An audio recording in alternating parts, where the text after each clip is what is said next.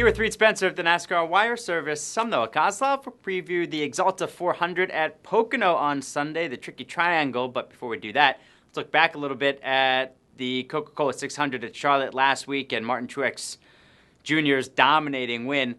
What type of statement did that make?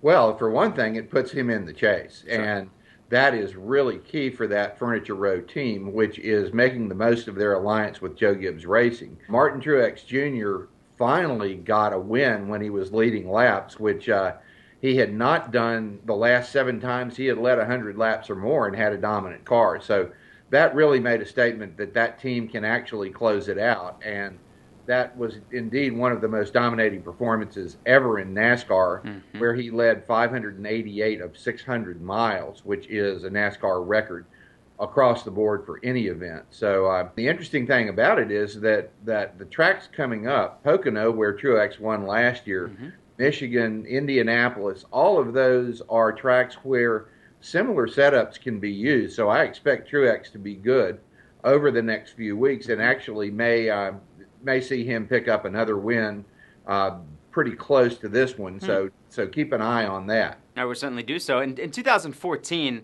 Dale Jr. won both races at Pocono, but this year's been up and down and mostly down recently. Hasn't had a top 10 since Bristol. What's the pressure like on him right now?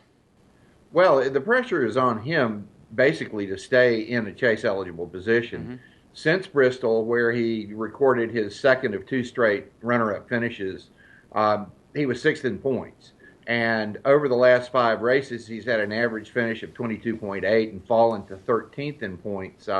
He's only 33 points ahead of 17th, which is basically out of the money as far as the chase is concerned. So he needs to be nervous and worried about that. But the guy whom the pressure is really on is crew chief Greg Ives. And I think that Greg is feeling it. I think the relationship between Greg and Dale Jr. is a little bit strained at this point. I think they're having a little bit of trouble communicating and getting the cars the way Jr. wants them. So if I'm Greg, I'm more nervous than if I'm Jr. All right, pick this week. Who do you have?